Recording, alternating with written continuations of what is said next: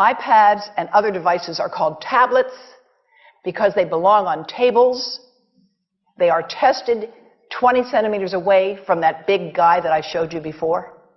20 centimeters away. They are not approved to be held in the laps of little children, although millions of kids are having them now in schools because the people involved in educational technology and those involved in public health research are not talking to one another. Because if they were, they would understand that you're giving children a two-way microwave radiating device, and if you must give them such a device for learning purposes, put it on airplane mode so that it's not sending and receiving signals as it does otherwise. Now, this is some new modeling, again, that we've developed with colleagues in Brazil, and we can share with you how we've done it. We first start out with the MRI and create the model with 1 millimeter voxels, and this is quite a bit of work goes into creating this, and here is what it looks like after a period of 6 minutes. And that's really not as bad as it might look because you see the red area only gets partway through the eye of the adult, right? The one that we're really concerned about is this one with the young child. And this is a 3-year-old brain that we modeled. And you see that by the end of that 6-minute call, the peak radiation, yellow and red, is getting all the way into almost both eyes. And again, this is one call, and it's not going to kill anybody. It may not cause any biological effect whatsoever for 1 call or 2 calls or 3 calls. But the question is, what's the cumulative impact of this kind of exposure? How do we evaluate it? And I want to show you an example of some of the work that we are doing now that I'm releasing here for the first time. And this is a modeled microwave radiation dose of a 6-year-old with greater levels to the frontal and temporal lobes, eyes and cheek. And watch this here.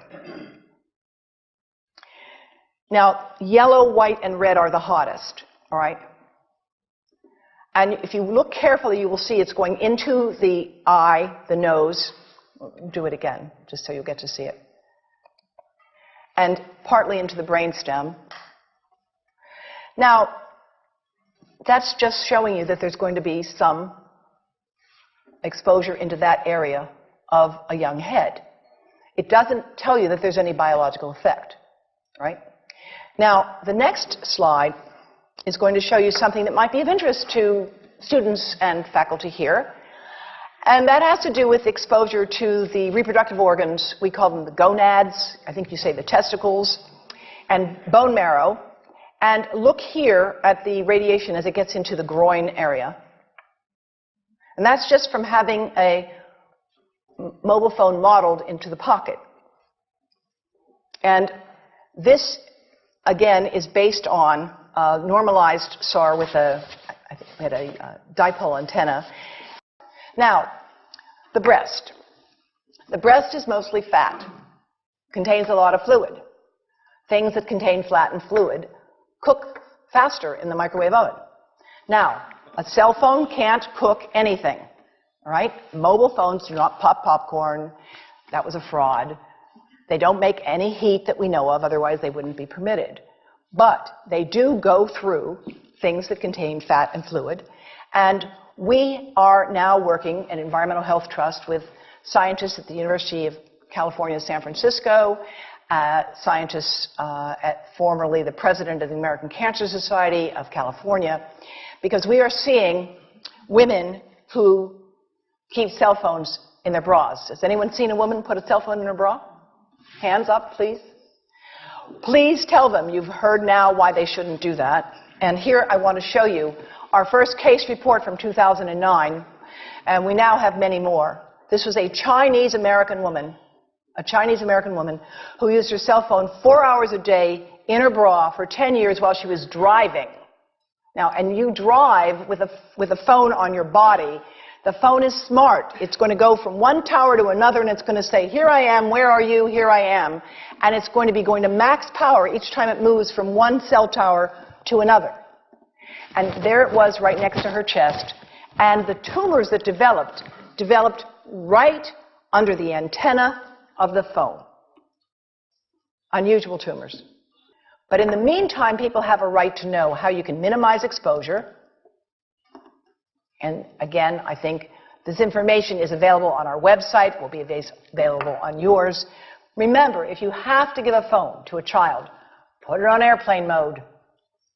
And think about this. That microwave oven, it works because there's a metal box around the microwave signal, and the signal pings all over the place.